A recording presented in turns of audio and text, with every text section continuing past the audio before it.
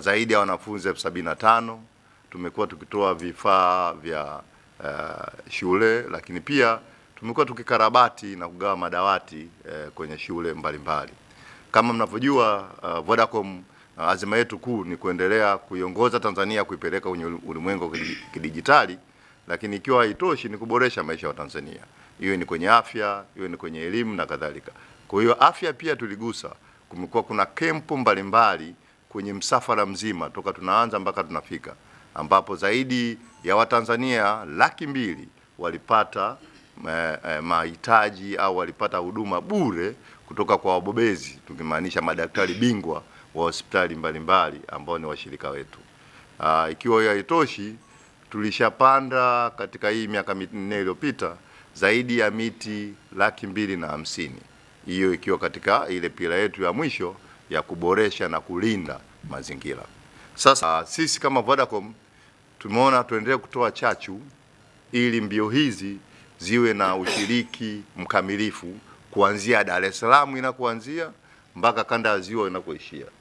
Kwa hiyo kutakuwa na shindano la kipekee kabisa kwa wana Coastal, na hii itaitwa Vodacom Coastal Classic VCC.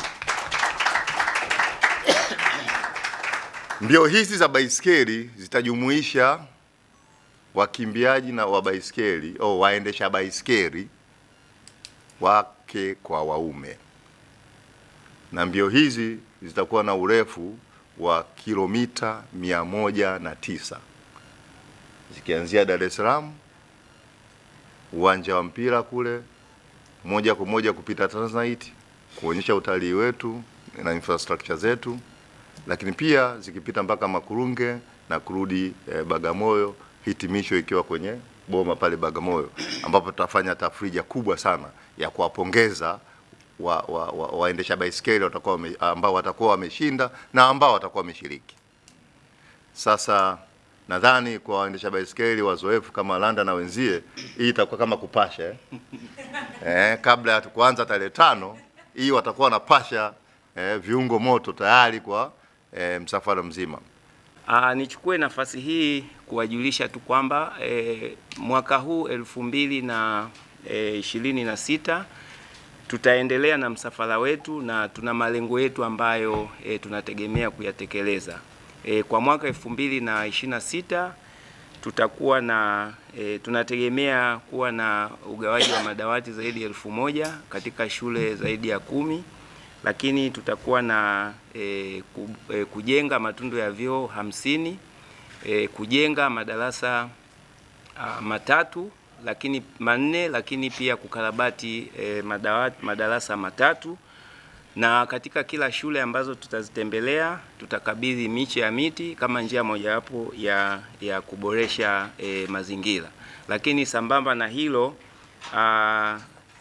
tutakuwa pia na ugawaji wa vifaa kwa ajili ya wanafunzi wenye mahitaji maalum, ikiwa ni njia mojawapo ya kuboresha au kuhamasisha elimu jumuishi kwa ajili ya kuwapa fursa wanafunzi wote ili kuweza kupata elimu. Kama tunavyofahamu, kuna wanafunzi ambao wana ulemavu wa viungo, ambapo inakuwa ni changamoto kuweza kuhudhuria mafunzo au masomo mbalimbali, na hivyo kupitia msafara huu na kupitia wadhamini wetu wakuu Vodacom tumekuwa tukisaidia jambo hili.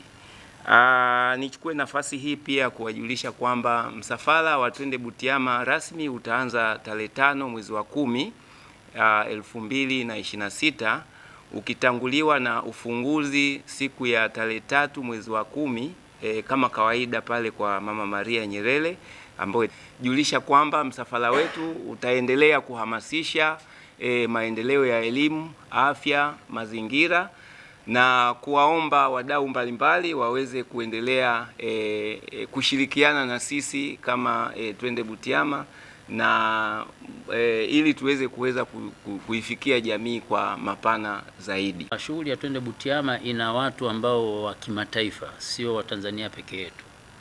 Imeshakuwa hivyo. Kwa hiyo tukajadiliana kwamba itabidi tujitahidi kuwa na shindano tutakaloliweka hilo liwe na standards za kimataifa, kwa sababu wanaoshiriki ni watu wa kimataifa.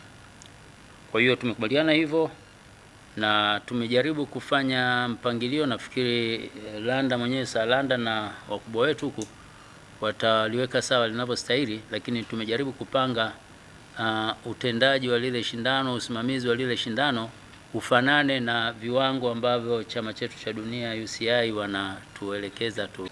Mwisho nichukue muda huu kusema kwamba Twende Butiama julikana kwamba ni watu wa msafara, karavani ya baiskeli, lakini mimi nawaomba siku hiyo vijana wenye damu changa tuwe pamoja kwenye hilo shindano, tusiogope watu wametoka Rwanda sio wapi. Vijana nyinyi, hiyo resi ya kilomita 100 Gabo Mwire, tapenda tuwemo mle wenye shughuli yetu, tuwemo mle ndani, tusiwe tuna timu ya wachezaji wa leo wa kitaifa hapa Dar es Salaam, tusiwe na watu wa Twende Butiama. Twende Butiama ndio wenyeji wa hilo shindano. Kwa hiyo tafadhalini vijana tuwepo siku hiyo ili tuonekane tupo na tufanye kitu tunachoweza kufanya.